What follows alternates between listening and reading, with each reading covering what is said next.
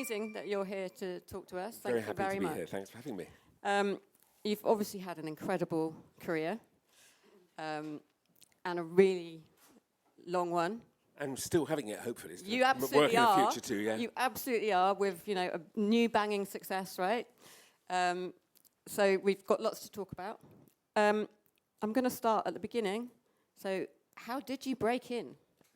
How did I break into screenwriting? Yes. I started to work my life as a writer, as a writer originally of children's books, curiously. And I was working on a book of myths and legends, which I'd been commissioned to write.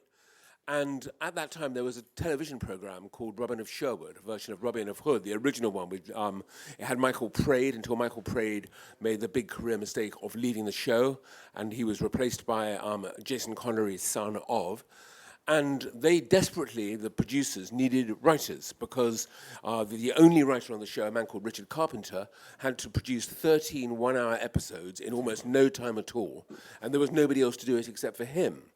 And so my agent heard about this, but I had a book agent because I was a published author, and she suggested I put a story forward. And because I had been writing myths and legends, I had been writing about Robin Hood. I'd actually written a story about a character called Adam Bell, who is a sort of a forerunner of Robin Hood. And I suddenly thought, well, maybe that's the episode they could have, a story about a sort of a prototype Robin Hood meeting the real Robin Hood. And so I got a meeting at Goldcrest, which is the company making it. And to my astonishment, and because they were desperate, incidentally, I'd never written a word of television, so what did I know? But I had a good story, and they liked what I'd written for the 3-page intro thing. So they got me into a meeting, and that day hired me. So I went from having never written television to writing for an audience of around about 13 million, which is how many people were watching that show at that time. And I'll never forget that my first thought was, God, how do I write a script? I had no idea at all. So I went out and bought a book, which I should have brought with me. I still have it. And the book was called How to Write Television. You know, it says on the can, by a man called Malcolm Hawke. And it gave me all the details I needed. So, one, interior, the castle, day, that sort of stuff. And then how to do the descriptions and the dialogue, and I wrote a script, and they liked it, and then they got me to do another one, and in the end I did 5 episodes for that show, but it was like no television I've ever done. I would be writing a script. They were so desperate. The pressure was so great. I'd be writing a script on Monday. They'd be building the set at the same time, and on Friday I would deliver the script, and the next Monday they'd start shooting it.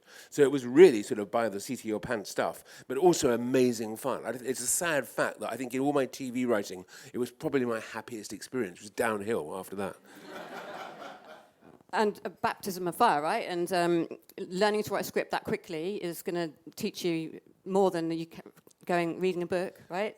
Well, yeah, the book gave me technique, but in order to learn how to write the scripts, I'd obviously watched the show, and I'd sort of rewatched it and absorbed what Kip Carpenter had been doing with it, the characters, and the ethos, the type of language. Not that I always got that right, by the way. I remember in my second course, the sheriff said, "That's par for the course for you, Robin."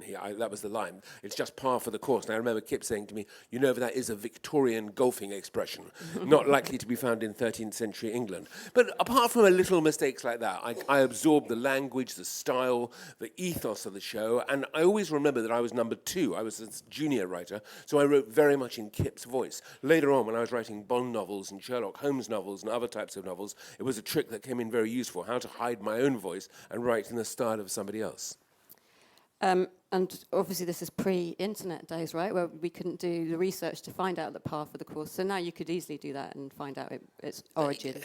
It doesn't really matter these days so much anyway, to be honest with you. I mean, I've always, because of that early experience, been quite a stickler for keeping the language correct to the period. I'm writing a book at the moment set in 1945, and I'm looking up all the time on the internet, what is the correct slang word for this? When we were doing Foyle's War, which is a show I wrote for about 16 years, we used to have somebody from the Imperial War Museum who read the scripts, and if there were any sort of mistakes that we made there, he would point them out for me.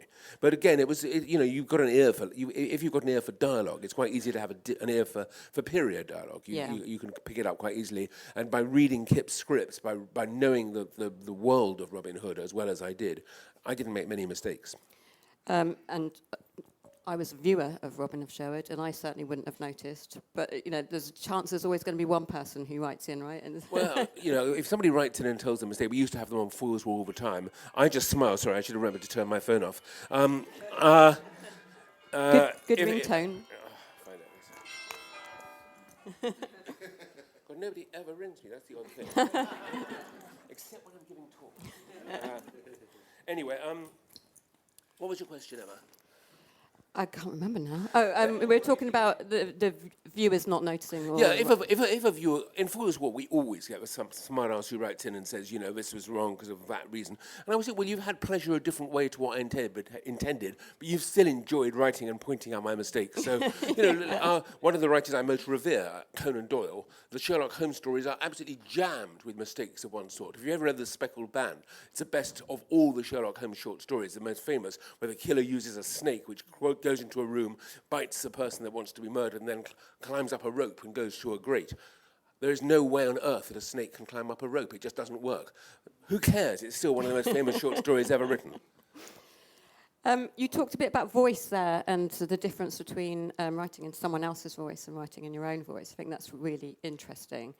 First of all, how do you maintain some of your voice underneath the other person's? By voice, since obviously when I'm writing a script, I'm writing in the voices of every single character who speaks. Every one of them has a different way of speaking. Everyone has their own mannerism or their own attitudes, which will shape the way they will respond to a question. Even what's your name, how they respond. It might be why are you asking, or it might be Bond, James Bond. I mean, whatever it is, it will tell you something about them. So I'm speaking in all sorts of different voices. But by the voice, I mean mainly what I want to do myself. So it's not what you're hearing, it's more to do with what you're feeling when you're reading the script. I'm known, I guess, for... Actually, how many people in this room have actually seen anything of mine, or I would say most of you. I find it's just so we know where we are. Well, I guess I'm probably best known for murder mystery, although I have written other things too, thrillers maybe, but certainly sort of suspense and mystery are sort of my trademark. And I think if you're watching a show like Nine Bodies, it's on at the moment. I'd like to think that that's a very authored piece. It's sort of people wouldn't be surprised that I wrote it. Whereas if I wrote a romance or a sort of I don't know some period piece that was just sort of slice of life sort of set in sort of northern France or whatever, people might be surprised to say that's not like him. I think that in this business, everyone does end up getting pigeonholed, but that's no bad thing, because once you have a pigeonhole, you have a space in which people will come to find you. So we're talking about IP. We've mentioned quite a lot, so the world of Conan Doyle and Sherlock Holmes. And you've obviously done in the world of Bond, amongst other things. Is there an existing IP out there that you haven't adapted yet that you'd love to? Well, those are all books, let's not forget, not TV, and producers are always looking for IP. I mean, I just saw, to my horror, they're doing Robin Hood for about the 17th time at the moment on, where was it? Actually, I've met the guy who was doing it, the producer, and that was at Fox. And he told me about it, I thought, oh, God, really? But, no, I didn't say that, I just thought it. But no, I mean, in terms of IP, I'm not entirely, it's not my way of working. I'm not looking for an IP project. Bond came to me and Holmes came to me, the estates, to do books. And I've worked on Tintin. I did a film for Spielberg, writing a Tintin adventure. And I'd if they asked me to finish Tintin and the Alpha Art, which is the unfinished book of Tintin, where he dies, Hergé dies in the middle of it, I might be tempted, but no, I'm not that keen anymore on doing other people's, sort of ventriloquizing other people's things. Yeah. It seems that it's always been important, IP, right? But it seems to have become increasingly important in the time in the industry. Yeah, I mean, every studio that I go to is reproducing TV hits of yesteryear, or films, remaking films. So Chris was talking about Mission Impossible, and that's been a huge hit of a famous IP that everyone had sort of, well, because of that marvelous music, no one had completely forgotten it, but it was in the back of our minds. But yeah, that's been a big hit. But then of course there are loads and loads that just fade away, because actually people, years ago we had the Avengers on TV, and they therefore tried to make a hit film out of the Avengers with Sean Connery in it as a bad guy, and yet it should have flown, but it was a total turkey. And so I personally mistrust old IP. I mean, if you can think of one that's clever enough, and that people may like, then it's worth it. But that's unoriginal thinking. I'm much more interested in creating my own worlds, my own characters, my own things. I agree with you, but I've heard people say that it's because it's a whole new audience, right? So a lot of people here won't have seen any of the Robin Hood. That's true, but then they might have seen the Alan Rickman one, or the one after that, or the one that's on at the moment. I don't know. Incidentally, what I'm saying is anything I say to you today is only my own experience. The rule of my life, the basic rule, is a line which you'll find in the best book about filmmaking I've ever read, which is Adventures in a Screen Trade, which I think, although it's now a little bit old-fashioned and sort of talking about films that you might have forgotten, William Goldman is still, to me, one of the greatest screenwriters who ever lived. And that, I think, to me, is still the greatest book on screenwriting, certainly of the ones I've read. And in it, of course, is his famous line, "Nobody knows anything." And that is how I govern my life. I mean, those words are written in stone on my desk, metaphorically, but you don't know if you've got a hit until it's out. You don't know if you're going to sell an idea until it's sold. You don't know if it's going to be any good until it's cast. And when I'm giving advice, if I'm asked for advice is a useful sounding board, but there are no rules. People have done films that I've hated and which I would never have written, and they've made fortunes out of them. So, I just want to put that out there, that I can share experience, but not necessarily knowledge. And I think that the same from an audience perspective, right, is that you don't know anything either. Like you say, you might look at something and think, oh, that looks like a terrible thing, and then everybody likes it, and then you watch it and you like it. So I think. But then when you say that, but at the same time, I do know that everything I'm doing is a work of genius. Until it isn't. But that is how you've got to do it. If you don't have 100% belief in what you're writing and the confidence and the feeling that this is one that's going to get me, BAFTAs and Oscars and what have you, and it's going to be, launch my career in whatever direction, then if you don't have that belief while you're writing, I don't know how you can write. It's just, whether I'm writing books or TV or at the moment theatre, I have the belief that this is the one, this is the big one. You absolutely have to. You're completely right, because otherwise, the amount of time and energy and despair and all the rest of it that goes into writing, not to put a negative slant on it, but can be hard work. You do need to have belief in it, right? Even when you don't. Yeah, I would pick up on despair. I've never despaired of anything, and I've never stopped writing something. Because I've been fired, but I've never been actually sort of said, "Oh, I don't think this is working," and stopped. For me, the fun of it is the sort of the immersion in the script, the sort of the joy of writing it, the living inside it. That's my favorite word about my own work, immersion. When I'm writing a screenplay or a novel, I'm in there. I'm not in the world. I'm not in my office. I'm not in Richmond where I live. And I'm not worrying about, the next bill that's going to come in or the row I've just had with my wife. I'm entirely 100% inside the script. And I'm not thinking about producers. I'm not thinking about audience. I'm just with the characters. Did it take you a while to be able to find that process? Because I think that's quite difficult for some, but easier for others. So I like immersing myself into the world, because I don't like the world a lot of the time. Well, that was how it was for me. I started writing when I was 10 years old. I was at a boarding school, a prep school in North London. It was pretty much hell on earth with the sort of, those dreadful teachers, abuse of every sort you can imagine. I was never sexually abused, but many, many boys were. And I was unsuccessful, and I was fat, and I didn't have many friends. And I began to read. That was sort of the first escape from myself and from the school. Reading led me to start telling the children in the dormitories stories. So age 10, I'm already starting my craft, and I started writing at about the age of 11, I think, 10, 11. And even then, it was an escape from real life. It was, this is life. This is where I live. This is all that matters to me. And everything else at this school faded away. And I think I've been writing the same way ever since. The benefits of having a terrible time. Well, a bad time helps a writer in some respects. Although I have been asked in interviews, would I swap happy child and happy life for writing? And I'm not sure what the answer is. Yeah, that's a really interesting question. I don't think you need to be unhappy to be a good writer, put it that way. Just maybe had a few unhappy years when you're young. Writing is about tension. I do think that writing is, in every respect, and certainly for my writing, has always been, I felt that there is something rubbing, two stones rubbing together that make the spark. And I've always thought that all the tension in my life and the sort of bad things that have happened, I've had a very good life and a very happy marriage and success, so I can't complain. But nonetheless, I write with the idea that tension helps, tension and a sense of fighting against the rest of the world. Me on my own, So, or on our own, if we're writing. in terms of new ideas, where do you tend to get them from?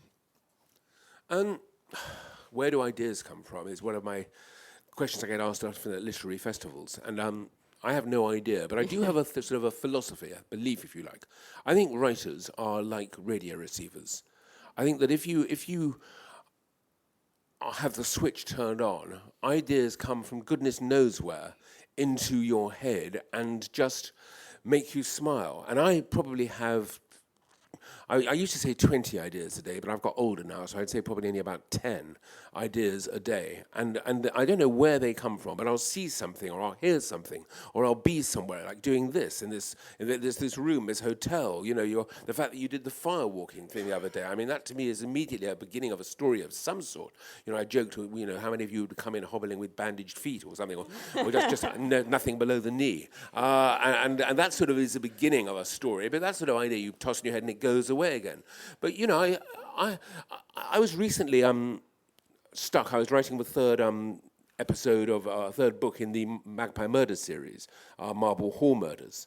And murder mystery is not about murder. Murder mystery is about people, it's about emotion, and it's about situations. And the first question when I'm writing a murder mystery is what is the world of this book? What is the milieu of it? And I had very, very little time to write this, and it was a 600-page book, which then had to be adapted immediately into 6 1-hours for television. We finished shooting it we're still doing the editing now, so we finished it earlier this year.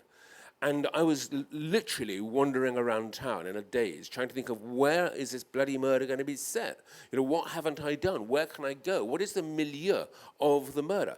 I have a dog. I think every writer should have a dog. It's a great, great help to you. The dog sits with me. The dog gets me out from behind my desk. As my wife said when she gave it to me, the first one, here's an exercise machine you can't ignore. And it's true, I get out from my desk every single day for 2 or 3 hours, and that's when I turn over ideas. And suddenly it occurred to me, just out of the blue, out of nothing, I don't even know where it came from, literary estates. I've worked with 5 of them: Roald Dahl estate, Sherlock Holmes estate, and Bond estate, obviously I've already mentioned. Then there were the Tintin estate I've worked with as well, the Agatha Christie estate. I worked with Agatha. What's it like to have an ancestor, an Agatha Christie, an Enid Blyton, or a Roald Dahl, and the whole world worships them, but you know they're a monster? Mm-hmm. Now that was the idea. And suddenly I thought, wow, that's what I want to write about. I want to write about a family living in the shadow of a monstrous children's author. I called her Miriam Crace. The first thing I do with the character is give them a name. And Miriam Crace, the moment I had that name in my head, I began to see her. And I built a murder story based on the whole idea of a sort of an Agatha Christie, Enid Blyton, who wrote a series of books. They're called The Little People, or The Tiny People. I had to change it for TV, Little People, and is loved and worshipped. And she was a monster. She's destroyed every single one of the family members, and somebody's murdered her. There's it. But where did that idea come from? Just panic. I'm with you in that I believe ideas exist and that you tune into them. And that's my excuse for walking around totally out of it all the time, just constantly in my head, because I think you catch them. You know, I'll give you another example. I've got to do another novel next year. We're doing that with Hawthorne is being adapted for TV, my Hawthorne novels, and I have to get ahead with the books, so we've got enough books to keep adapting them, and I'm doing book number 7. And again, what was the milieu? And as it happens, I'm doing jury duty in March. And I was so irritated and pissed off by the thought of having to go to some Kingston Crown Court for 2 weeks of my life. And then suddenly I thought to myself, God, wait a minute, I can use that. I'm going to be in court, so why don't we have a murder mystery, which is something, a jury, I'm on the jury because I will be. Maybe I'm going to be the foreman of the jury in the book. And 11 people think he's guilty. The man who's being charged with murder, that'll be the story. And one juror, the annoying one, refuses to accept that this guy is guilty, and then she gets murdered. And there you are. That's the idea that just fell into my head, just thinking to myself about wretched jury. So every single thing that happens to us in life, everything we hear, everything where we go is a story. Everything in life has a story attached to it. And I've done stories about I did a story once. I was doing a talk like this, and somebody in the front row was wearing one of those things you wear if you have hearing impairment, which is like what is it called? Yeah, whatever. And I looked at it, and as I sat there doing a talk about children's books or whatever, I suddenly started concentrating on this thing that this young girl had. And I thought, God, what would happen if it malfunctioned? And instead of hearing what I was saying, it heard what I'm thinking. And it was just like that. It was an idea. Now, it's interesting that is an idea for a short story. I wrote it. It's called The Sound of Death. It's a horror story for kids that I wrote ages ago. But the other idea that I told you about, the Miriam Crace idea, I can tell immediately that's a novel because it's got legs. That's a small idea. Fun, but small. Miriam Crace is a big idea. It's got a lot of places to go, as well as having a whole family. So lots of characters, lots of suspects, and so on. Do you think that is an instinctive skill that gets better with more experience as to knowing what that story is? Because we've had, in my group in particular today, we've had people who thought their idea were feature films, but it turns out they were probably a TV series. So how do you know? Do you know instantly, or does it take you a while to find out? I know instantly. Yeah. I know instantly because, first of all, I think it's script writing, which is probably not true of everybody, but it's certainly true of me. The more you do it, the better you get. I think that's just like almost any skill in the world, actually, if you think about it. Piano playing or mountain climbing, the more you do, the more in tune with it you are. But I have been writing scripts for 35 years, books for 45 years. And therefore, I can just tell what a story is, whether it's a theatre play, or a television show, 6 parts or 4 parts, 650s or 660s or 646s. It matters less these days, but I'm still constrained often by timings. Or whether it's a feature film, which I'll probably not bother with, features being so nightmarish now. But I can sort of just tell. And it's to do with budget, it's to do with the size of the idea, it's the size of the cast, it's what is doable, what is possible. Plus also, it's just got the right feel for it. I don't know, the book I'm writing at the moment, which is set in, I think I mentioned, Berlin 1945, it has to be a book. I mean, apart from anything else, it would be too expensive to recreate Berlin 1945. It's going to have a very, very big canvas, this book. And it's also quite an internal sort of book. It's about a person and what he's thinking. So that doesn't, to me, say film. It doesn't say TV. It's got to be a book. If you're having 10 ideas a day, how do you know which ones are the ones to focus on? They don't go away. Yeah. A good idea stays with you. I don't have a notebook. I don't write down an idea, hearing loop becomes mind reader. I just let it sit. And if it's still sitting there, and if it's still annoying me and keeping me awake at night and such, the only way to get rid of it is to write it. Do you think have you lost lots of ideas that have just flown away because they weren't for you? If they've flown away and gone away, they weren't good enough. Right. They survive, and that proves to me that they're worth devoting maybe 2 years of my life to, because that's how long it's going to be. I mean, again, that is just me. But also, I think, what an idea. I think you've obviously heard about the elevator pitch. You can tell an idea in sort of one sentence, and somebody will smile. I think that's what I look for in myself when I'm thinking up ideas. If it's been done, if it feels old-fashioned, if it feels sort of just boring, really, then I won't bother, because I'm not out to sell scripts to make money. I'm out to sell scripts to have fun, to have adventures, to have excitement, and to be proud of what I'm doing. I'll give you an example. I've had an idea in my head, and it won't go away for 12, 15 years, I don't know, and it's a murder thing, and it's an elderly-ish couple, man, woman, in a mobile library, who solve murders by traveling to different villages, and they use the books in the library as inspiration. So they come into, they see a murder, they say, oh, this is Pride and Prejudice, or another murder, this is exactly like War and Peace, I don't know, whatever. They use things, characters and things in books to solve modern murders. And I love this idea. My wife, who is a producer and my main producer, hates it and won't let me go near it. And I have to admit that she's right, because what is wrong with the idea is that it's, how many old people have we seen solving murders in English villages? I mean, I'm 70 now. I've only got 10 more years probably writing and maybe 20 more years breathing. So why do I want to waste 6 years of my life writing a series about two old ladies in a mobile library? I have, however, used it. The idea is actually in one of the Hawthorne novels as a bad idea. So waste not, want not. I want to see that, though. Who else here was like going, oh, yeah, that's... Well, but you see, an idea like that is there's the Chelsea Detective. There's the Murder in Paradise. There's Richard Osman making £1 million out of his Thursday Murder Club. And I'm not descrying any of these. Good luck to them. It's great, and I've met Richard once, and he's a lovely guy, and I hope his success continues.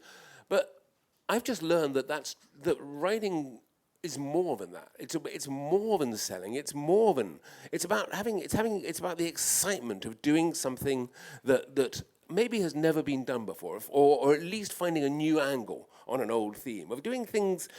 I'm watching at the moment a TV show called it's a new Vince Gilligan show called Pluribus. Now, love it or hate it, you've got to admit there's been nothing like that ever made before. Just as when he made Breaking Bad, which was turned down by every single studio and didn't even succeed for the first 3 or 4 years of it being shown. They were always on the edge of cancelling it. But that, again, if I had pitched to the BBC an idea about a math teacher who starts dealing in drugs in order to what's he dealing in? It's methane, crystal meth, dealing in crystal meth in order to pay his cancer health bills. I'd have been laughed out of town. But Vince Gilligan hangs in there. I think he's the greatest TV writer alive, incidentally. He's my real hero. And now he's done that. He's had that huge success. He managed a fantastic spin-off from it. And he looks around, and if you look at if you see it, it's on Apple. There's a little 45-minute interview with him where he says, I just looked around and said, what hasn't been done? What is something that's completely new? He's come up with Pluribus. I think it's going to be a hit. I don't know. I'm 3 episodes in. I'm loving it. Let's see how well it does. Let's talk about murder. How many people here like murder? It sounds like a weird question, right? But we all love murder. It's really an enduring genre, and in fact, like you're saying, it seems to have become more and more and more and more, to the point where we have a new genre called cozy murder, right? Cozy murder has been around for a while. Yeah. And incidentally, it's a word I never, ever use, cozy crime. People call my work that, and I say, being murdered is never cozy. Yeah. Sticking a knife in someone, poisoning them, strangling them, or shooting them in the head is not a cozy act. And the emotions that lie behind it are also never cozy. You don't kill somebody because you feel warm about them. So I don't like that as a description. Now, I created Midsummer Murders, which is probably the sort of most famous cozy crime of all. I say I created it. There were books that it was drawn from by Caroline Graham, but it was me and a producer together who named it and came up with that sort of world of tricycles and things. And I suppose that is what cozy is meaning. It's meaning village greens and thatched cottages and little old ladies sort of thing. But that's not what I write, and I am always trying to find ways to get away. I mean, in a way, Nine Bodies, the show that's on BBC at the moment, was a reaction, so they can't call this one cozy. It's not cozy. But why do you think it is such an enduring genre, and why do you think the audiences lap it up to the extent that you can't, if you're going to turn on your TV, there's going to be cozy murder on it somewhere? Well, Foyle's War, which I wrote ages ago, is back on again, so it's on Netflix now. And it never goes away. Thank you. Which is, I still get the occasional check in the, residual for that. So that's not. Murder is a very, very fast and easy way to get interested in people in a community. That's when you write a murder story. You're not really writing about murder. You're writing about the echoes from the murder. So somebody has been murdered for a reason. They were maybe they were the post office. They ran the village post office, and somebody has murdered them. And now we're already in a village. Do I want to be in a village? I'm not so sure, but that's the first thought that's just popped into my mind now, because I've been talking about murder, that. So who would want to something? There was a letter. Maybe he received a letter, or somebody dropped a letter and he read it and he's learned something from a letter. Or maybe it's his wife who's having a relationship with the baker next door. I don't know. Or you start. Murder mystery is a dartboard which starts with two people in the red circle at the heart of a dartboard. One of them murders the other for a reason. Of course, it could be 5 people murdering one person, or it could be everybody. If you know the Agatha Christie, where it's everybody. But that's it. That's the dartboard. But those two people then have worlds around them. Because I've said that guy was a post office, but let's say he was a piano tuner. And so therefore he's now gone to that house, and that house, 4 houses, to tune pianos. And his wife could be a concert pianist, and she's got her world, or maybe she's a painter and she's like that. But that's what you're doing is you're building around them, and then finally you get to the top 20s, which is the absolute perimeter, which is as far as you can go, and you have a murder mystery. But for me, it always starts. Was that your question? It's just how it's done. That's for me how it starts. It's just I kill you. Why? Yeah. And, sometimes the reason is there's no reason. And then there's that won't work for a writer, because there's got to be a good reason, because the reason you're watching the show is the reason. So that's why you don't normally get serial killers in murder mysteries, because they're just mad. And where's the interest in that? No, well, for me, the motive always has to be, interesting, different, something that you hadn't expected, and something something which you believe in. Because you've got to remember that, especially if you're writing in, shall we say, the 1950s or 40s, if you get caught murdering somebody, you're going to get hanged. Mm-hmm. If you even now, if you're caught murdering somebody, I think it's probably about 23 years minimum sentence in prison. So you've got to be damn sure you're going to get away with that, and you've got to have a very good reason to do it. So again, it's not a cozy reason. It's got to be big. And that's, again, another reason why, which is your question of why people like murder mysteries, because the emotions are always bigger than real life. And that helps too. Do you always know who done it when you start writing? Of course. Okay. Listen, I know writers, Ian Rankin is one of them, who tells me he just starts a book and follows it to where it goes and doesn't really know the ending, and he's not doing too badly for himself. And there's a wonderful Irish writer whose name I can remember, Anne, she wrote Weird Sally Green is one of her books. Do you know how to... Sorry? No, not Sally Rooney. It's Anne somebody. But anyway, she says to me that she just writes a sentence without knowing anything about what the book is going to be. And the sentence number 1 leads to number 2, which takes her through to wherever she's going. And she's pretty successful too. So as I said, nobody knows anything. There are no rules, each to their own. But for me, the murder, I have to say, is, of course, where I start. I have to begin with the murder, or if it's the Magpie Murders series, we always have 2 murders, one in 1955 and one in the present day, one informing the other. So that's double the work. But then I can plan the book, or the film, or the TV. How do you feel the industry has changed over your career? Well, it's changed in a massive way for me. If I'd had my career... If I was starting my career now, I'm not sure I would be particularly successful, even if I was writing exactly the same things. When I started my career in television, it was possible to meet with the head of ITV, the head of BBC. The head of Foyle's War began with a lunch. I took the head of ITV, a man called Nick and... God, I'm so bad with names. All the names I can remember, the ones in my books, not of people in real life. Anyway, he was the head of drama at the BBC, and he took me, in fact, to the Ivy, and I'd by then written, because I was already a sort of an established writer, so but that was then. That's just, you're asking about my experiences. And at the end of lunch, he said, yeah, okay, fine, we'll do one of these things. So we did 1 episode, which he then watched. He said, oh, that's pretty good. We won't put it out. We'll do 3 more. And that show, was next 16 years of my life was spent doing that show. So in the early days, it was a people business. It was the people you knew, the people who you could approach, the people whose doors you could knock on. Now everything has changed. First of all, it's a weird thing, but the proliferation of all these big platforms, Netflix, Amazon, Hulu, Apple, whatever, have not made it easier for writers. They've made it much, much more difficult for writers, because now, despite all my credits and the fact that I have basically been writing a TV show pretty much every year, I'm nobody. I'm in a queue that has, I don't know, it's probably got Martin Scorsese in it, and Francis Ford Coppola. And he's probably not around at the moment, being after his last film, he might be finding it tough. But you know what I mean. All the 10 years ago, or 15 years ago, for a Hollywood star to be on television meant that their career was in deep, deep trouble. Now they're in every single show, and they're at the front of a line for money and for influence and for opening doors, and I'm at the very back of a very long line. So that's one of the difficulties. The other side of it is that because I'm now working for algorithms largely, which don't even tell me their viewing figures necessarily, you know, I feel very, very tiny. I feel like a little microbe floating around the edge of the TV universe. But, and this is the important thing, everybody is still looking for the next big idea.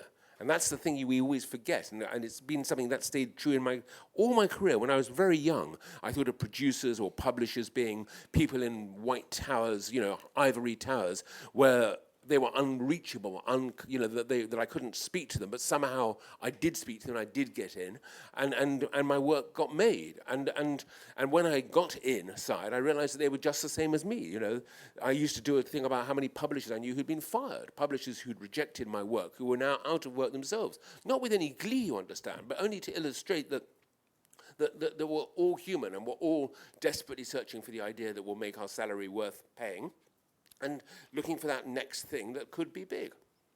And so that hasn't changed. And it only takes one thing, right, to start changing the landscape. So if you look at a show like The Traitors, that's changed everything in unscripted, but also in scripted.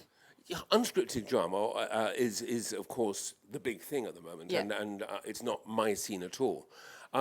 And The Traitors was, I think, a Dutch idea originally. I'm not sure that it was where it came from, and it has been huge. And it's, you know, but again, in that nobody knows anything. Where if Claudia Winkleman hadn't been cast, shall we say, if, for example, the person in charge of it had been Alan Carr, can you imagine that show might have just died on its feet? Because it would have been totally wrong. The decision of having her, and for that matter, having him, were two brilliant decisions to make. But what was your question, Reggie? It only takes one thing to change the landscape. But that's what I want to argue with. Our business is not to change the landscape. We're not Vince Gilligan. Our business is to do something that makes somebody smile and say, yeah, I want to make this. And that could be, I mean, the show I've just done, 9 Bodies, you know, that began actually with an organization called Quibi. Quibi wanted to make 7-minute films for the mobile phones, or cell phones, I should say, and I got pulled in to do a pitch. And it's an interesting little story to tell, which is that the show was originally called, I decided, hey, there was an example. I knew that they wanted 7-minute shows. So my first thought was, well, it has to have lots of murders.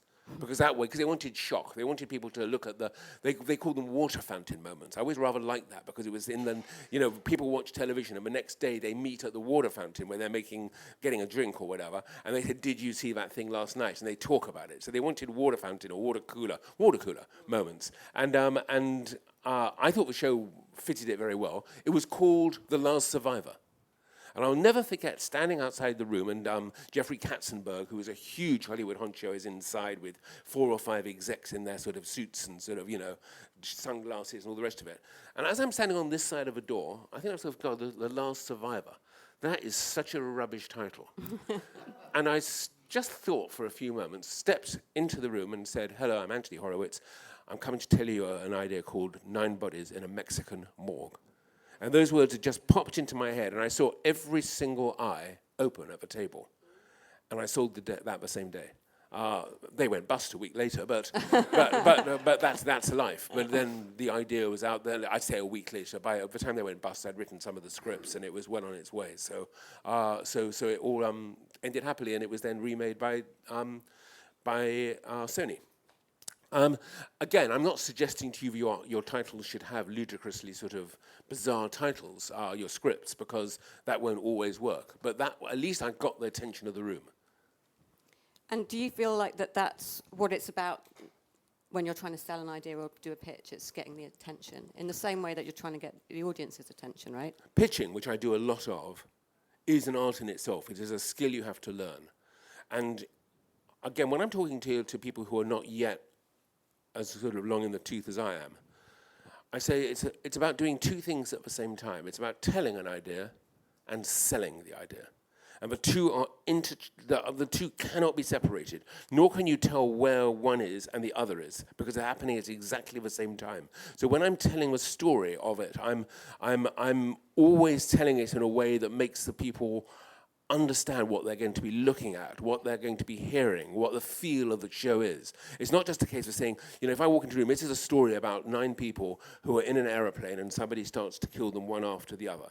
That's sort of dead language. But if I start talking about, we're in a Mexican outpost, an army outpost, barbed wire, a flag fluttering in the breeze, a dead animal lying in the desert, and a helicopter lands whipping up the sand, and soldiers get out and start carrying 9 bodies into a Mexican... what I'm doing then is I'm selling and telling, because I'm telling the story. It is how it begins. It's the beginning of the first script, and if you've seen the show, you'll remember it's the beginning of episode 1. But at the same time, it's taking them there. And then I can stop and say, these people left Houston 8 days before, and we're going to flash back and see what happened to them day after day, moving forward. So then they get an idea of the structure of it. But the point about it is it's about energy, it's about the love of the idea, about the belief, self-belief, I am a genius, this is the best idea you're ever going to hear. But at the same time being modest with it incidentally, because I'm not going to win friends amongst bigwig producers if I say, you've got to have this. But just somehow sharing my own love of what I've been writing. And by the time we did it for the BBC, incidentally, that first thing has, it went from 7 minutes to 46 minutes episodes. It needed 5 or 6 rewrites. It was, and 2 or 3 years. So it was, it wasn't an overnight sort of, hit. I mean, I'm glad in a way that Quibbly went down, because it's much better, wouldn't you think? I think it would have been fun at 7 minutes. Yeah. It would have worked, but I think it was much more interesting to be able to expand the characters and to do it properly and to look at the people rather than a series of shocks and sort of such. But the one thing that stayed from the original to the very end was the moment when the bad guy is revealed as a body bag where a knife suddenly cuts through the thing. That was in my head right from the beginning. And I remember telling them that moment again, because to me it was the reason to make the show. It was such a sort of great sort of jump up moment. A bit which didn't get into the final draft, which I'll just share with you since I was there, which was in the original for the Americans, was that one of the murders was going to be a poisonous spider dropped onto the very fat man played by Olaf Olafsson, who is actually a friend of mine. From Iceland. He was going to be killed originally by a spider dropping onto his... the bad guy would empty a jar with a spider, instantly that being a little memory from Breaking Bad, Vince Gilligan and the spider episode, if you ever saw it, dropping the spider onto his back, and the spider would go down the back, down the crease in his trousers where the buttocks sort of have a line, and then inside him, and the joy of it was the camera would follow. And the camera would go all the way up this man's body, and we'd see all the bits pulsating and such, and then it would bite, and he would go, and die. And the next morning, when they would find the body, and the last thing in the episode was going to be the dead body lying there, and the spider coming out his nose. I wish we'd done it in a way, but I want to see that. It was. I just decided it was too much. The BBC would have had. Do you enjoy killing your characters? No, because first of all, if you create a character, it's sad to see them go. In a show I wrote years ago, I killed a character called Wenborn, a detective. Best character I'd ever created. I was so annoyed he had to die. There was no way to escape it in the plot. He had to die because he knew too much. I brought him back. I changed his name. And if you've read Hawthorne, Wenborn out of Injustice, written 20, 30 years ago, is back again, but his name is now Hawthorne. It's exactly the same character. But Jill, my wife, who's so much smarter than I am, you should have had to go here, said to me, you've just wasted the best character in this show.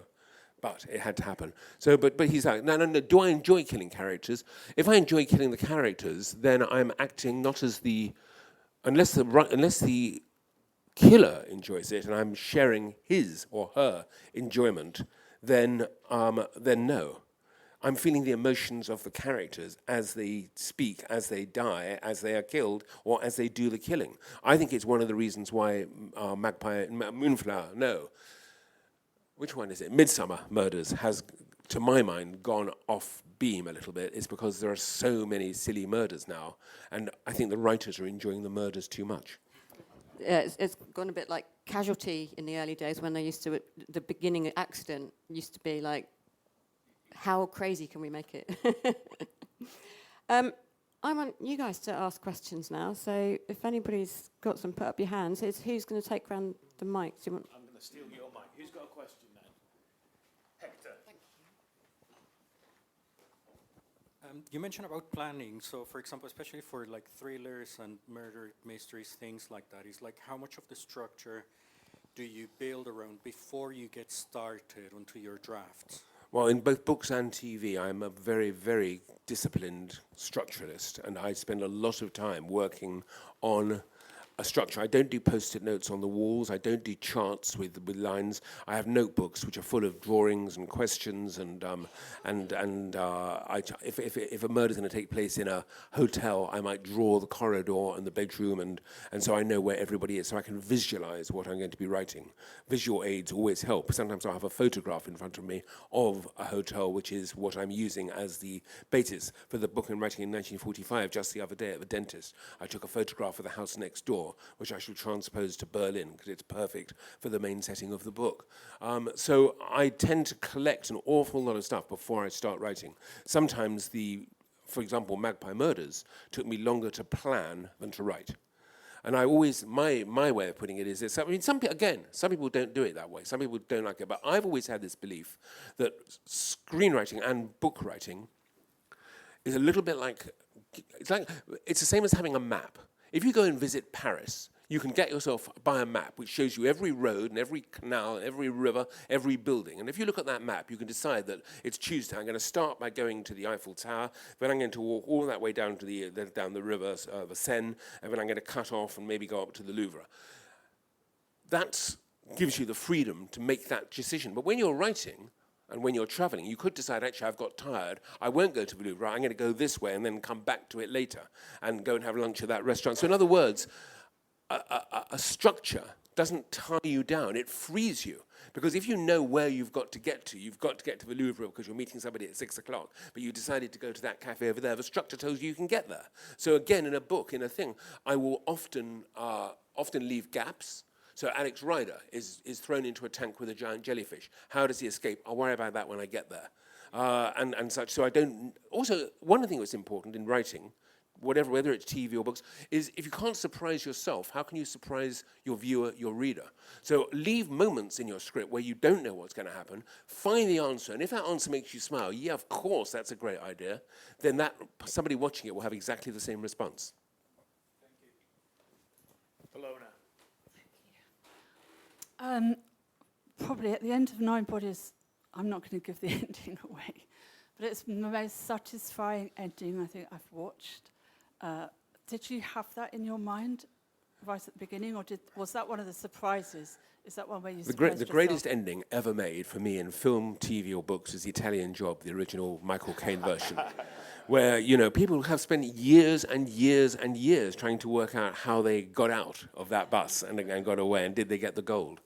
It's been a big part of my life, and I knew when I wrote this that I didn't want the killer to be apprehended. I wanted him to get away, but I also wanted to put a question mark. And the idea that after so much extreme behavior, he ends up more or less where he began, just made me smile. So yes, it came in very, very early on. Instantly, knowing the end is helpful, I think, to people, because writing can feel endless. You're on your own for so long. I often feel in my office that I'm sitting there with a lorry behind me, and it's just delivered another 100,000 words to pour over my shoulder onto the page. And I think, oh God, how much more can I keep going? But if you have a structure and you know where the end is, it's very, very helpful to you because you know when you can stop and go and do something more fun. This is just an idea, something we were discussing earlier about the idea if you're writing a script that you do all the structure, you do everything, and the very, very last thing you do is the actual dialogue. Is that how you work, or you don't feel that's how you work? From the look on your face, I don't think it's how you work. It's not quite, I mean, it's not quite as rigid as that. I mean, if I'm thinking about a character, and I know that this is a story, my current story, Berlin 1945, an SOE guy is being sent into Germany on a perilous mission. And I know that quite early on, because I've already got past that in terms, I haven't structured yet what happens in Germany, but I know who this main character is and what happens to him in England before he goes to it. So I'm 5 chapters in my head in with the structure. And just last night, I wrote down some lines for that scene, because writing the lines brings that character to life. And I'm going to be writing a lot about this character. I mean, it's a big project. And there are 3 books in my mind for it. So I need to really have a handle on him. And so just writing a little bit of that scene, and which is now somewhere on my desk, written by hand, not on my computer. I much prefer, I'm trying to see, yes, there's my ink blotch to prove it. I love fountain pens. But having that on my desk means that character is beginning to live. So I do a bit of everything all the time. No strict rules. No starting at 8 in the morning. No always writing with a pen. No 2,000 words by lunch. I write when I want to, as much as I want to, when I feel I want to, and I'm having fun doing it. I always say that if I'm sitting there and the ideas aren't coming, or it's just not going well, I'm wasting my time, and then I go out and take the dog out or go and see a friend. Hi. So my question is about titles, maybe because I struggle a bit with them. So what makes a good title? Because I still haven't watched the series, but the moment I saw the 9 Bodies title, I said, I need to see this at some point. I think 9 Bodies was lucky because no one has done anything like that for a while. I mean, there was 3 billboards outside somewhere, which is a great title as well. So it was timing as much as anything else. And the answer to what makes a good title, you know, it's a mystery to me. You know, I've just had the title of my new book turned down. It was going to be called The Name on the Door. I loved that title. I just thought it's because it's set on a film set, and the name on the door is the name not of the actor, it's the name of the character that person plays. And since the person is acting as Hawthorne, my detective, it begs the question, did the killer see the name Hawthorne on the door and think Hawthorne was inside, or did they think it was the actor playing Hawthorne? And that's what part of the mystery is all about. I loved it, and I thought, come on, the girl in the window, the girl on the train, the name on the door, and they hated it, so it's gone. And maybe they were right. The book's going to be called A Deadly Episode, which just makes me want to cry, actually, because, you know, I created that title, but it's just, you know, first of all, it's not TV, it's film, it's being shot. It's all set on a film set. And secondly, just another word dead in a title just makes me... I think it's much easier to come up with a bad title than a good one. And most crime stories have pretty terrible titles. If I see a book with, you know, Christmas in the title or murder, I'm probably not going to buy it. Any other questions? Thank you. Hello. Hello. My name's Liz. I see that you've done these 3 books with James Bond titles, yeah? And Steve Knight's doing his screenwriting. Hopefully he still gets there and doesn't get fired. It happens, doesn't it? Inevitably. Yes. One, has it been ever offered to you to write a screenplay for one of those books? And if you did, would you sort of transform it from the 50s time into current time? Absolutely, you know, there are 2 sides to the James Bond world. There's a family who have the books, and there's Eon Productions, as was now Amazon, who have the film rights. I don't envy Steve Knight one jot, because I think that the rumor is that Daniel Craig hated the character so much that he insisted on a death that could not be argued with, that the character would not just be poisoned by nanoparticles, but blown to smithereens by 150 missiles. And he got his way. How Steve Knight will get out of that, I have no idea. Because, you know, with 007 can continue, but it's James Bond. The transformations before was seamless because, you know, he just went from one to another, playing basically effectively the same part. So your question, Liz, was what? That's part of the question. I'd say no. I think because writing... Okay.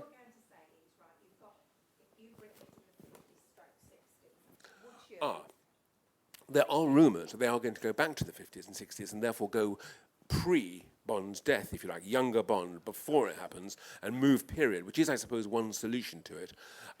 If I was writing a James Bond film, I would go back to the original books and I would remake them the way Ian Fleming wrote them. So they would be, I don't know if you saw The Talented Mr. Ripley on television with Andrew Scott. I would love to see a Bond film that looked a little bit like that, but I suspect that's the last thing that they want or would need, which is why I would say no anyway. But also, and you know, I've met the Bond writers who did the ones with Barbara Broccoli. They were fired 3 or 4 times per film, you know. Any final questions? Okay. Well, no, I was just... sorry, probably such a boring question for you, but who are you influenced by in terms of your writing, and it could be over any medium, TV, film, book? What inspires you? First of all, it's not a boring question. And if you'll forgive me for one moment playing sort of grandpa or sort of man who knows it all, having said nobody knows anything, I will say one piece of advice to you, which I would advise you to keep close to your heart. Never, ever begin any question or conversation by saying anything negative about yourself. Don't say it's a boring question, or this isn't a very good script, or I'm not sure about this script, but I think there are some good things in it. Don't also come in saying it's the greatest script ever written, you're going to love it, but you know what I mean is the world, I've learned this so much in my life, the whole world is against me, really. The chance of success is so difficult to get. So it isn't a boring question anyway, and I'm not sure I know the answer. I guess the person who most influenced me was the first person in my career, Richard Carpenter. I've mentioned him. I began with him. I worked with him for 2 years. He was my mentor. He taught me so much about where to begin a scene, where to end a scene,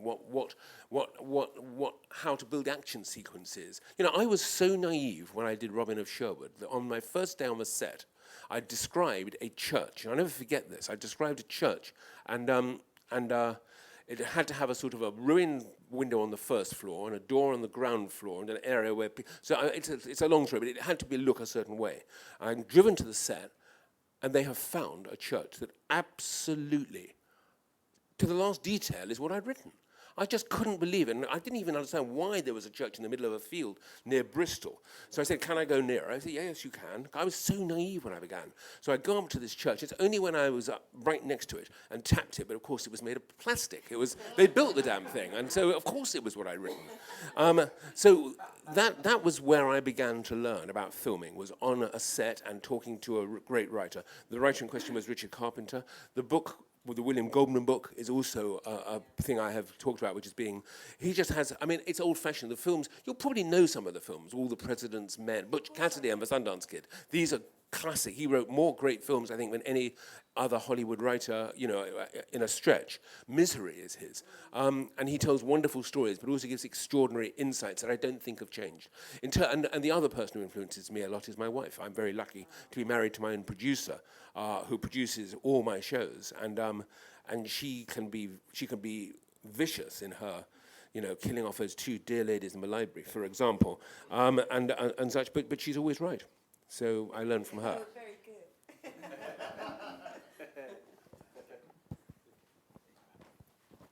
That's a great place to end. Thank you so much.